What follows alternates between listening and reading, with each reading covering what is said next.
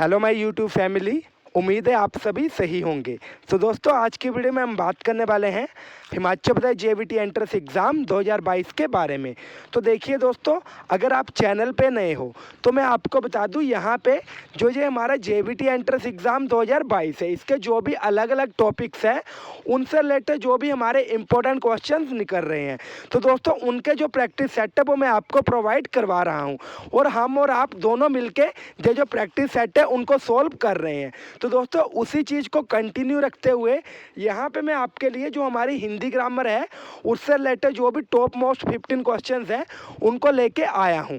यहाँ पे मैं एक चीज़ आपको पहले ही क्लियर कर दूँ कि जो इम्पोर्टेंट चीज़ें हैं वो हमने पहले की वीडियोस में भी डिस्कस करी थी। तो अगर आपने वो वाली वीडियोस नहीं देखी हैं तो आप सबसे पहले जाके वो वाली वीडियोस को देखिए।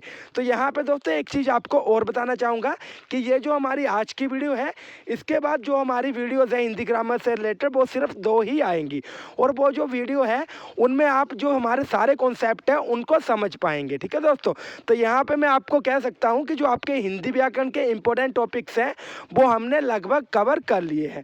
और जो नई चीज़ें हैं, जो ऐसी चीज़ें हैं जो कि हमें समझने के लिए सिर्फ 5 सेकंड चाहिए और जो क्वेश्चन है हमें 3-3 नंबर दिला सकते हैं, उनको हम इस वीडियो में डिस्कस करेंगे। तो देखिए दोस्तों, सबसे पहला क्वेश्चन क्या है, जो हमारा ये वर्ड है, ठीक है, टिकट घर, वो कौन सा शब्द है? क्या ये तत्सम है, क्या ये तद्भव है, क्या ये देशज है, क्या ये संकर शब्द है? तो दोस्तों इस क्वेश्चन का आंसर देने से पहले आपको एक चीज़ कहना चाहूँगा, अगर आपने इंस्टा पे फॉलो नहीं किया है तो सबसे पहले जाके आप इंस्टाग्राम पे फॉलो करिए, क्योंकि वहाँ पे जो भी आपके क्वेश्चंस रहते हैं उनका आंसर आपको इंस्टेंटली मिल जाता है और जो भी आपको गाइडेंस की ज़रूरत होती है आपको वहाँ पर मिल जाती है। ठीक है दोस्तों, तो इंस्टाग्राम की जो ID है वो मैं आपको फर्स्ट कमेंट में पिन कर दूँगा। तो देखिए दोस्तों, यहाँ पे हमारा क्वेश्चन है टिकट घर में कौन सा शब्द है। इसको सॉल्व करने के लिए मैं आपको 5 सेकंड्स का टाइम दूंगा और वीडियो खत्म होने तक आपने बताना है कि अगर क्वेश्चन पेपर में इस तरह के क्वेश्चंस आएंगे तो आपका जो स्कोर है वो कितना रह सकता है। तो देखिए दोस्तों, यहाँ पे सबसे पहले हम ऑप्शंस को लेते हैं। हमारे पास ऑप्शन है तत्सम। तो मैं आपको क्लियर कर दूं, तत्सम शब्द ऐसे शब्द होते हैं जो कि संस्कृत से हिंदी में लिए गए होते हैं और जैसे ये संस्कृत में प्रयोग होते हैं उसी तरह से इनको हिंदी में प्रयोग किया जाता है। जैसे एक शब्द है अग्नि। क्या है? अग्नि। अग्नि को हमने हिंदी में भी कई बार लिखा होगा। ठीक है, तो ऐसे जो वर्ड्स हैं जो कि संस्कृत से उठा के एज इट इज़ हिंदी में यूज़ किए जाते हैं उनको हम कहते हैं तत्सम शब्द। आगे हमारे तद्भव शब्द। तद्भव शब्द प्यारे दोस्तों ऐसे शब्द होते हैं जो कि संस्कृत से उठाए गए होते हैं लेकिन हम उनको हिंदी में कन्वर्ट करके ही यूज़ करते हैं। जैसे अग्नि को हम क्या कहते हैं? आग। तो कभी कभार हम ऐसे भी लिख लेते हैं आग। ठीक है दोस्तों, तो अगर यहाँ पे वर्ड हमारे पास आएगा अग्नि कौन सा शब्द है, हम क्या लिखेंगे? तत्सम। आग कौन सा शब्द है तो हम क्या लिखेंगे? तद्भव। उम्मीद है कॉन्सेप्ट क्लियर हो गया होगा। आगे दोस्तों देश शब्द।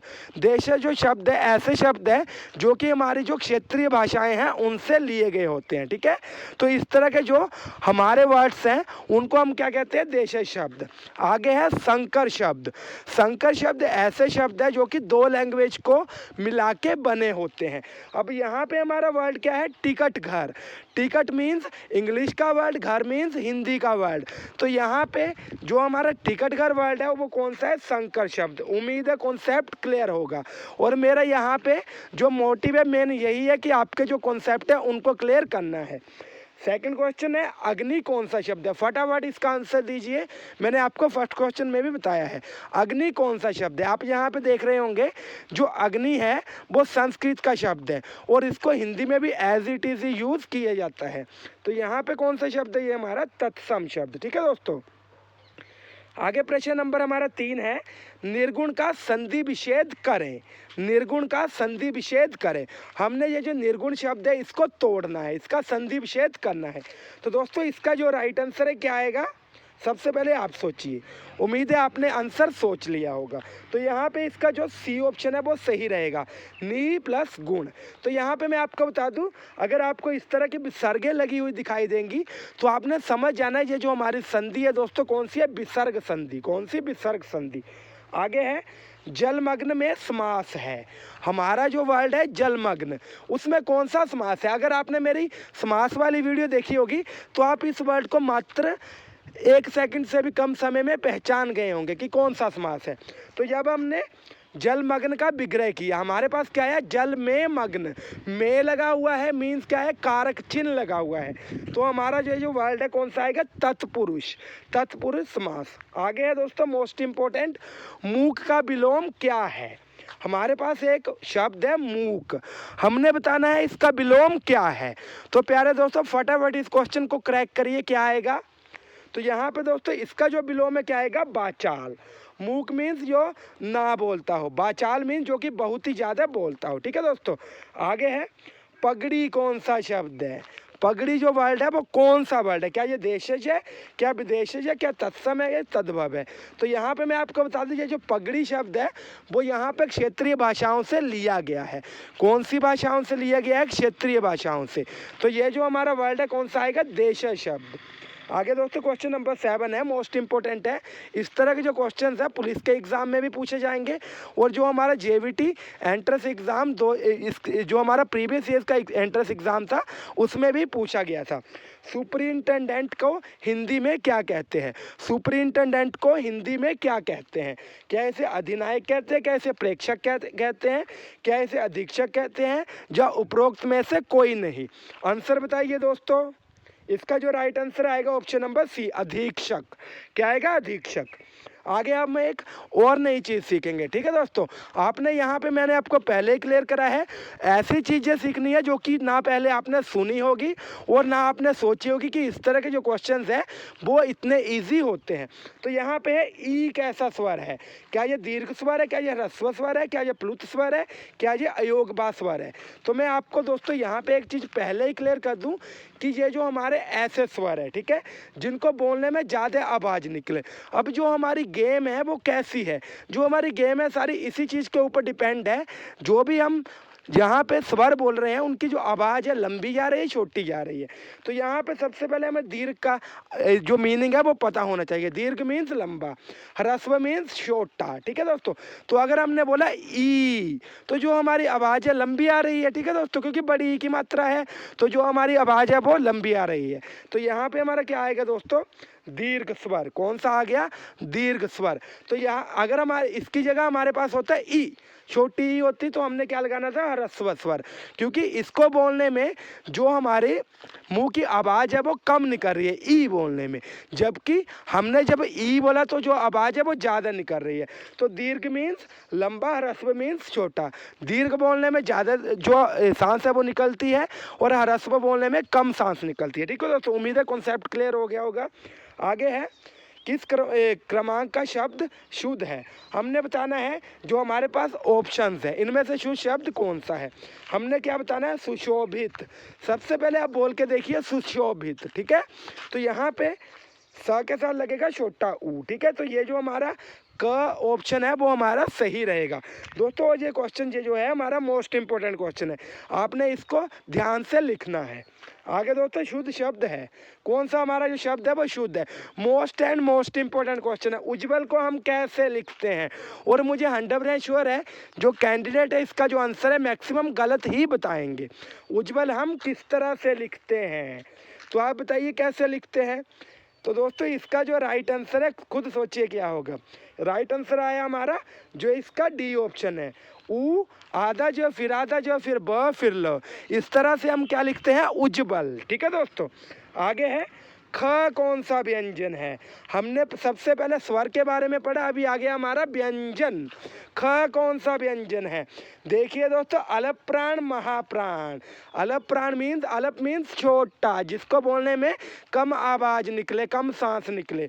महाप्राण मीन्स लंबा या बड़ा। ठीक है दोस्तों, जिसको बोलने में ज़्यादा सांस निकले। अब देखिए ख, सबसे पहले हमने बोला क, उसके बाद हमने बोला ख। क्या बोला हमने, ख। तो ख को बोलने में जो गले से आवाज़ें ज़्यादा निकल रही है तो ये जो हमारे व्यंजन है कौन सा है, महाप्राण व्यंजन। अगर इसकी जगह क होता तो क्या आना था, अलप प्राण, क्योंकि ये जो क है उसको बोलने में जो आवाज़ है कम निकल रही है। ठीक है दोस्तों, आगे है मोस्ट इम्पोर्टेंट, कुम्हार का जो स्त्रीलिंग है क्या होगा। कुम्हार का जो स्त्रीलिंग है वो क्या होगा। तो यहाँ पे दोस्तों आप सबसे पहले सोचिए क्या होगा, उम्मीद है आपने ये जो इसका आंसर है वो सोच लिया होगा। इसका जो राइट आंसर है क्या आएगा, कुमारिन। जो हमारा ऑप्शन 1 है वो सही रहेगा। आगे दोस्तों एक और मोस्ट इम्पोर्टेंट क्वेश्चन, विद्वान का स्त्रीलिंग क्या है। दोस्तों मैं आपको बता दूं, इन क्वेश्चंस को आपने ऐसे नहीं सोचना कि ऐसे बता रहे हैं सर, आपने इनको नोट करना है। नोट करोगे आपके लाइफ में ये जो चीज़ें हैं कभी ना कभी ज़रूर काम आएंगी। मान लो ये 15 क्वेश्चंस है, इनमें से 5 से ऐसे क्वेश्चंस हैं जो कि इनमें से आ सकते हैं, 5-6 क्वेश्चन, ठीक है। लेकिन जो कॉन्सेप्ट है वो आपने यहाँ से अगर सीख लिया तो आप हर एक क्वेश्चन को सोल्व कर सकते हो। और मुझे ये उम्मीद है आप ये जो वीडियो है उससे कॉन्सेप्ट भी क्लियर कर रहे होंगे। आगे क्वेश्चन है, विद्वान का स्त्रीलिंग क्या होगा। क्या विदुषी होगा, क्या विद्यामती होगा, क्या विद्यामती होगा, जो उपरोक्त में से कोई नहीं। तो दोस्तों यहाँ पे जो राइट आंसर है क्या आएगा हमारा, विदुषी। विद्वान का स्त्रीलिंग क्या है प्यारे दोस्तों, विदुषी। आगे है, ग कौन सा व्यंजन है। यहाँ पे भी चीज आ गई दोस्तों, वही सिरदर्दी। अलप प्राण महाप्राण, अलप प्राण महाप्राण, बोल के देखिए। अलप प्राण, अलप मीन्स छोटा, महा मीन्स बड़ा या लंबा, ठीक है दोस्तों। तो यहाँ पे हमने बोला ग क्या बोला, सबसे पहले हमने बोला क जब हमने बोला जो हमारी गले से आवाज़ है वो छोटी निकल रही है, हमने उसके बाद बोल दिया ख। क्या बोल दिया, ख बोलने में हमारी जो आवाज़ है वो लंबी आ रही है, ठीक है। क बोलने में छोटी, ख बोलने में लंबी। हमने बोला ग, तो ग बोलने में जो हमारी आवाज़ है कैसी आ रही है दोस्तों, छोटी। जब हम बोलेंगे घ, जब हमने बोला घ, तो घ बोलने में जो हमारी आवाज़ है किस तरह से आ रही है, लंबी। तो जब हमने बोला ग, तो ग बोलने में हमारी जो आवाज़ है छोटी आ रही है ना, तो यहाँ पे क्या आएगा, अलप प्राण। दोस्तों कौन सा आंसर सही होगा, क। उम्मीद है आपको ये जो आंसर है वो आप पहले से ही जानते होंगे। आगे दोस्तों, श्वास की मात्रा के आधार पर व्यंजन के भेद कितने हैं, ठीक है। श्वास की मात्रा के आधार पर जो हमारा व्यंजन है उसके कितने भेद हैं। तो दोस्तों ये जो अभी हम डिस्कस कर रहे थे, अलप प्राण महाप्राण, ये जो हमारे वर्ड्स है, ठीक है, ये जो हमारे भेद हैं किसके आधार पर है, वर्णों को बोलने, जो हमारे व्यंजन है उनको बोलने के श्वास के आधार पर। कईयों को बोलने में ज़्यादा श्वास निकलती है, कईयों को बोलने में कम श्वास निकलती है। ज़्यादा श्वास निकल रही तो हम क्या कहते हैं, महाप्राण। कम श्वास निकले तो हम कहते हैं अलप प्राण। तो इसके कितने भेद है दोस्तों, श्वास के आधार पर 2। मोस्ट इंपॉर्टेंट क्वेश्चन है, पिछले बार भी ये जो क्वेश्चन है वो पूछा गया था। क्वेश्चन नंबर 16 है। ये जो क्वेश्चन है आपको मैं होमवर्क दे रहा हूँ, यहाँ पे मैं आपको हिंट देता हूँ, डॉक्टर कौन सा शब्द है। ये जो शब्द है इंग्लिश लैंग्वेज से लिया गया है, ठीक है। इसका आंसर दोस्तों मैं आपको यहाँ पे बता देता हूँ क्योंकि रहा नहीं जा रहा है।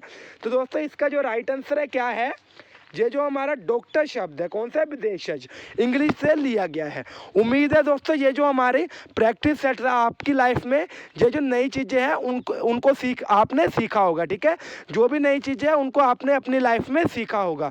दोस्तों इन क्वेश्चंस को आपने नोटबुक पे नोट करना है और आप मुझे नीचे कमेंट बॉक्स में बताओगे कि ये जो प्रैक्टिस सेट है क्या आपको अच्छा लगा, क्या आपके जो कॉन्सेप्ट है वो क्लियर हुए या नहीं हुए। मैं उम्मीद करूँगा कि आप अपनी जो फीडबैक है आप कमेंट बॉक्स में ज़रूर लिखोगे। दोस्तों थैंक यू, जय हिंद, जय भारत, जय हिमाचल।